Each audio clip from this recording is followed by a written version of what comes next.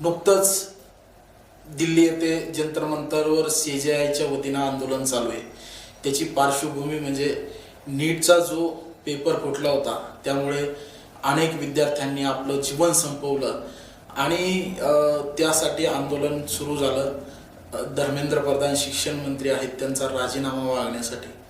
पण ते परीक्षा परत रिटर्न झाली आणि त्यामध्ये सुद्धा तफावती दिसायला लागल्या। कारण आपल्यासोबत असेच एक विद्यार्थी आहे जो कुणाल शेळके म्हणून, त्यांचा रिझल्ट आला आणि उत्तरपत्रिकेमध्ये जे मार्क होते ते आत्ता त्यांचा रिझल्ट आला त्यासोबत मॅच होत नाहीत। काय प्रकरण आहे आपण त्यांच्याकडनं समजून घेऊ। काय सांगाल, काय प्रकरण आहे ते?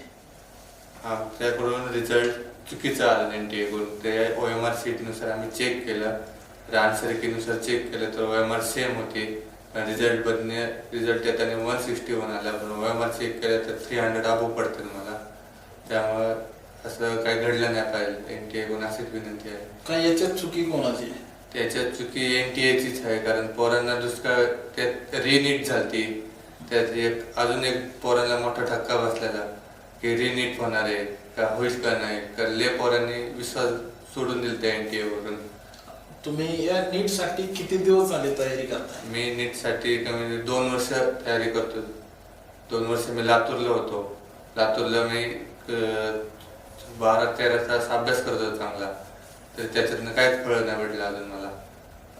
आपण बघत असाल प्रेक्षकांनो, एक विद्यार्थी 2 वर्ष आपले देतो आयुष्यातले आणि त्यामध्ये जी परीक्षा होती त्याच्यात प्रॉब्लेम आहे। त्यांनी परीक्षा पूर्णपणे योग्य प्रमाणे हँडल केली नाही। त्यामध्ये मार्कशीटमध्ये जे मार्क अपेक्षित होते ते आले नाही। आज त्यांचा कॉलेजला कुठंतरी नंबर लागणार होता, पण आता त्यामुळे अडलेलं आहे। त्यांनी मेल सुद्धा केलेला आहे, त्या मेलचं उत्तर केव्हा येईल आता देव जाणे। आता तुमचं काय पुढचं नियोजन आहे? आता आम्ही हा नियोजन केलंय की आता NTA वरनं विश्वासच सोडून द्यावा सगळ्यांनी। दुसऱ्याकडून पुढे तरी कॉलेजला ऍडमिशन घ्यावं, दुसरं काहीतरी करावं असा अविश्वास दाखवायला। घरची परिस्थिती कशी आहे? घरची परिस्थिती एकदम नाजूक आहे। काय आम्ही आदिवासी भागात येतो सगळेजण, आम्ही आंबेगाव तालुक्यात राहतो। आम्हाला कोणी असं न्याय देत नाही लवकर असं म्हणतात। मग आदिवासी भागातील विद्यार्थी आहे, कुठंतरी ग्रामीण भागातून येऊन ते 2 वर्ष त्यांच्यासाठी दिले, कुठंतरी चांगल्या कॉलेजला ऍडमिशन भेटेल या आशेनं ती तयारी करत होते।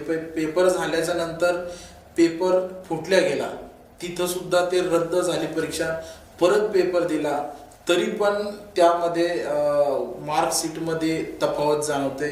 याचा नक्कीच सरकारने विचार केला पाहिजे आणि अशा मुलांना लवकरात लवकर न्याय दिला पाहिजे, कारण त्यांचं पुढचं आयुष्य हे वेस्ट जाऊ नये। आपण बघत होता लोकन्याय न्यूज, मी सूरज। धन्यवाद।